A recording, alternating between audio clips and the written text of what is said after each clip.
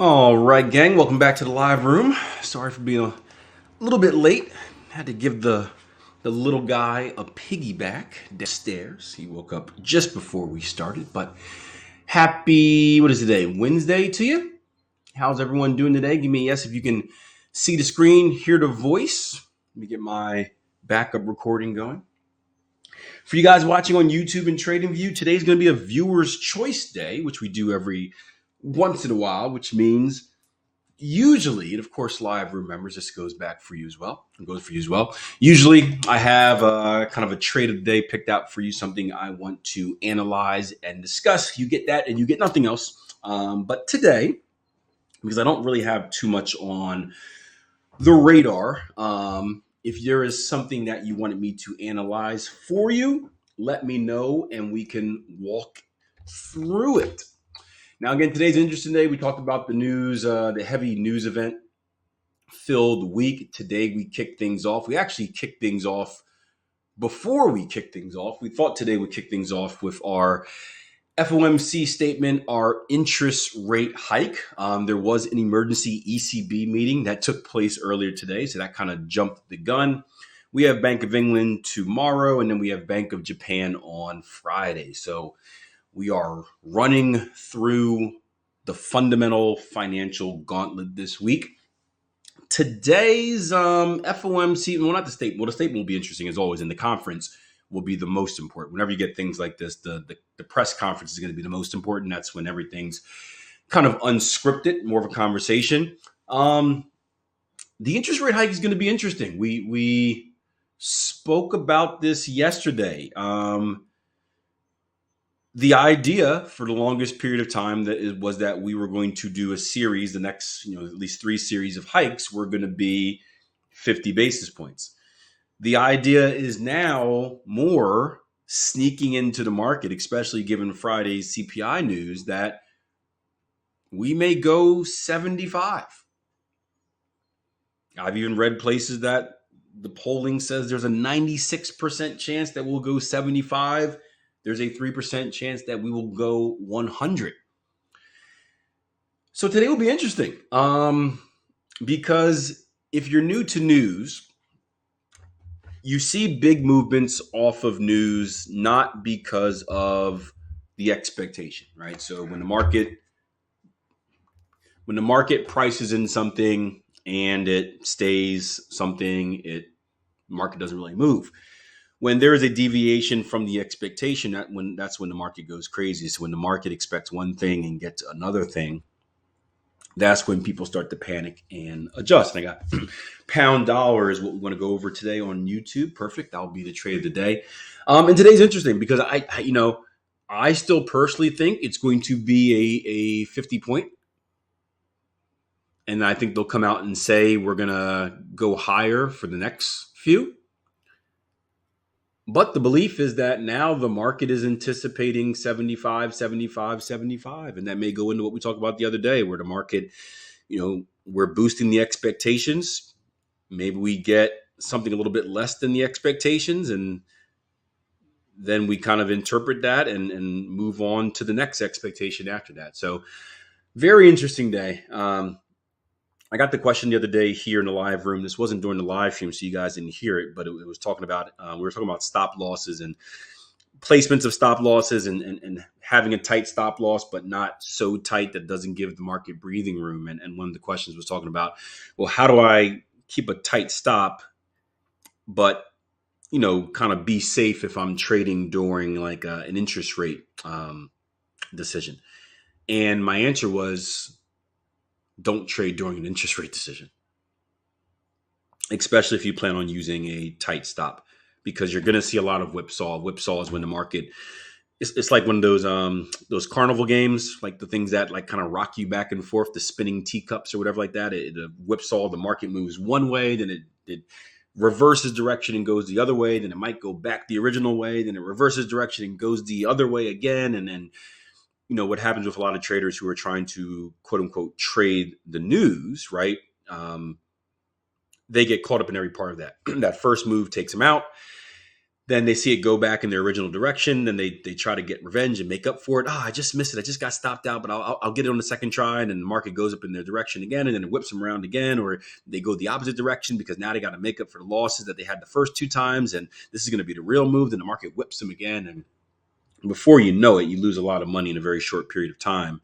And honestly, the market really doesn't really end up doing anywhere. It kind of goes back to where it started from. So at the end of the day, the market is trading exactly where it was prior to all the madness, but you've got like 2 or 3 losing trades under your belt from trying to catch something that's just going back and forth against the turnbuckles. So be safe out there. I don't advocate trading news. If you do, be smart about it.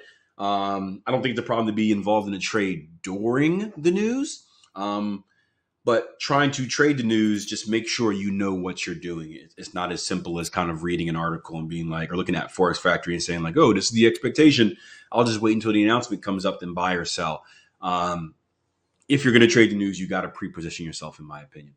And you got to do so with safety, understanding that, hey, I may need to give myself a little bit of bigger cushion due to the whipsaw and due to the spread increases as well.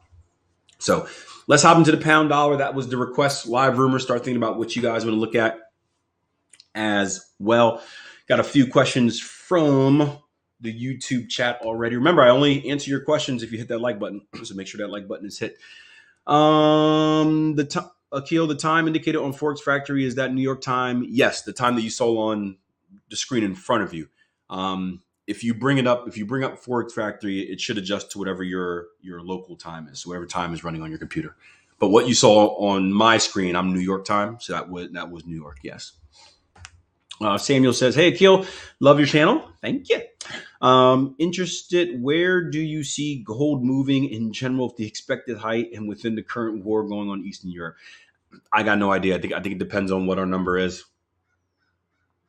It's really going to depend on if we get 50 or if we get a surprise or not. I think if we get no surprise, everything's priced in already. So we'll see. We shall see. I can give you a technical perspective of if we go up, if we go down, really quick, just because I like gold. I'm personally invested in gold. Before we get to the pound dollar, but as far as I know nothing until this interest rate comes out. I don't know what's going to happen. I put on Twitter this morning. I don't know what the Fed is going to do. I just know what I'm going to do.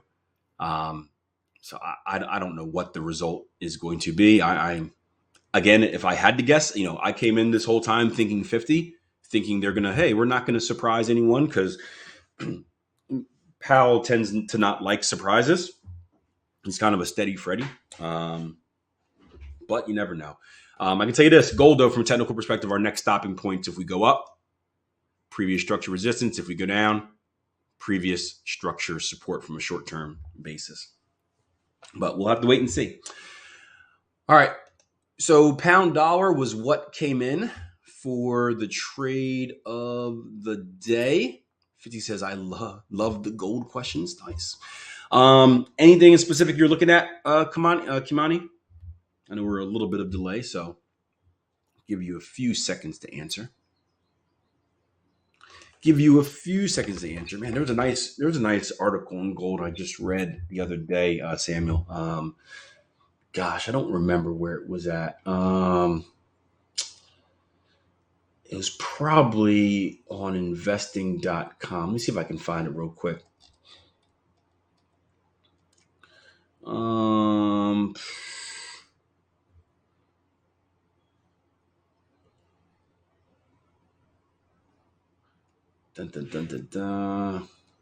It didn't really say anything, obviously, because no one knows either. But man, what was it at? If you check investing.com, they had a few articles, or they had an article I read. I don't remember what it was called, but it was recent, just about kind of the different scenarios of what the guy thinks gold will do based on if we get a 50% or 50 basis point or a 75 basis point. But I think it should be on the homepage because it was written today. Earlier today. I read it during my pre-market, but yeah, check out investing.com. I think it's somewhere on the homepage. It talks about the rate hike and the guy's opinion on how he thinks it will affect gold based on a 50 or a 75. So that'll be helpful. All right, Kamai says, yeah, looking for shorts. We had a lower low, lower close on a daily, but just want to hear your overall top-down analysis. Okay, let's do it. Overall top-down analysis. Now, again, my advice today, pound dollar, any dollar pair, don't trade it until after our news. So we're going to analyze this as if news wasn't happening, because that's what we do as technicians. But just be, I would shut down any trading until everything is done. So let's start off by getting a big picture outlook on the pound dollar, the cable. Let's start on the weekly, and let's go through our process. IPDE, identify, predict, decide, execute. Let's see, where are we trading at? I'm actually going to go down to the daily again. Draw our line in the sand here. This was our lowest close right there. We had broken and closed below structure. The area we were looking at yesterday, if you guys remember, I'm going to drag this line down a little bit. I'll change the color to make it a little bit easier for you. But the area we were looking at yesterday, as far as our lower prediction, was right down here, right? This was a level that, come on, get up there. This was a level where we had a previous structure spike before, and right around the inside structure spike here.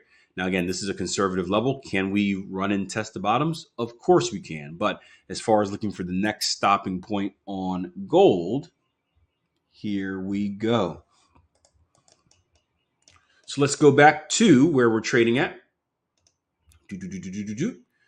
And you see that price has actually come down to that midpoint. So if you're someone that is looking at that midpoint level, that orange line as the place on where price action is likely to go to, we have already hit that level.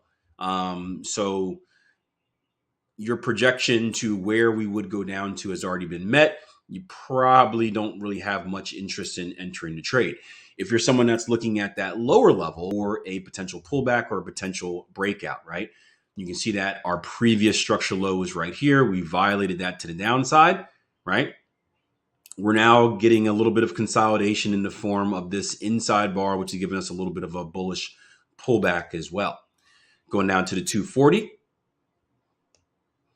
You can see our first minor level of structure right here. If you are a pullback trader, this is the first area that you're probably looking at for that pullback opportunity, right? For previous structure to hold, some type of entry reason in this area, stops going above the minor level of structure, and again, targets going down to whatever lower level you think price is likely to go to.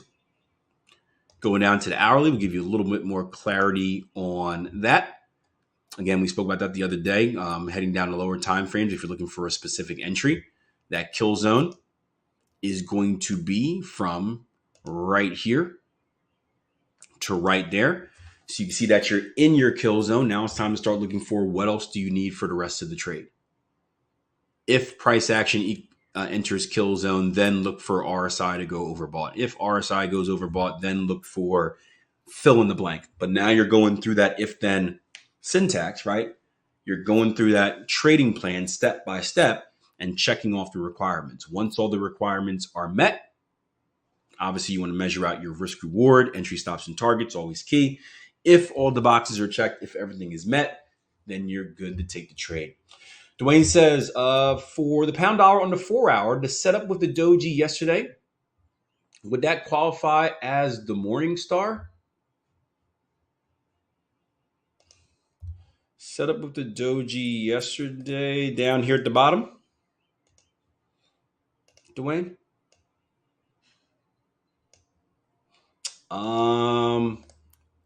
I honestly don't even remember what the qualifications for a morning star is. So I'm going to have to run a quick Google search. It's been so long since I studied that stuff. Looking for a technical morning star.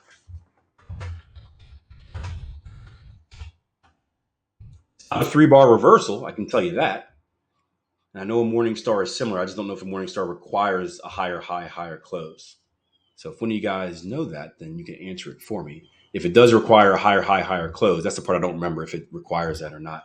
But if it does, then no. So no, this would not be. It looks like the Morningstar does require a higher high, higher close. And if you guys are new, I don't pay attention to any of these pattern names anymore. I used to have index cards. I used to study them, and I knew a million names, but I didn't really know any use for them in the market, which was kind of a waste of time. But I didn't know any better at the time. But no, so this would not be one because there is no higher high, higher close.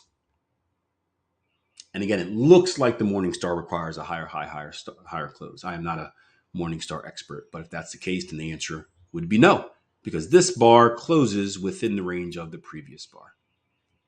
So that would be my opinion on pound dollar. The biggest question you want to ask yourself is when you do your analysis, are we at the level you thought we would go to?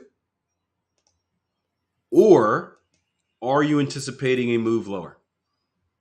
And that's going to be the premise of your trade, right? If you think we're going to continue lower, this is an excellent continuation opportunity. News event later today aside, right? Again, ignoring that if we were just looking at this from a technical perspective, that is an excellent opportunity.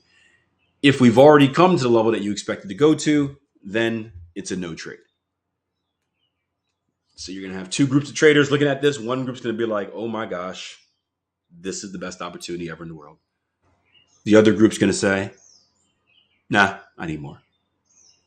So let me know if you guys have any questions on that. If not, we'll boot you out. If so, I'll go continue to address them. Live rumors, start thinking about where you want to head to next. We didn't get our inside bar on the Dixie, Orsi. Stalking it all day. Euro yen's moving well, which I was excited about, but stalking the Dixie all day for that inside bar break. We broke, but the break didn't give us a Dixie, or didn't give us a inside bar. It gave us the higher high, higher close. All right. I bid you good day then, YouTube and trading viewers. Short day today. Hit that like button on your way out. We'll be back tomorrow for our final day of the week. So I will see you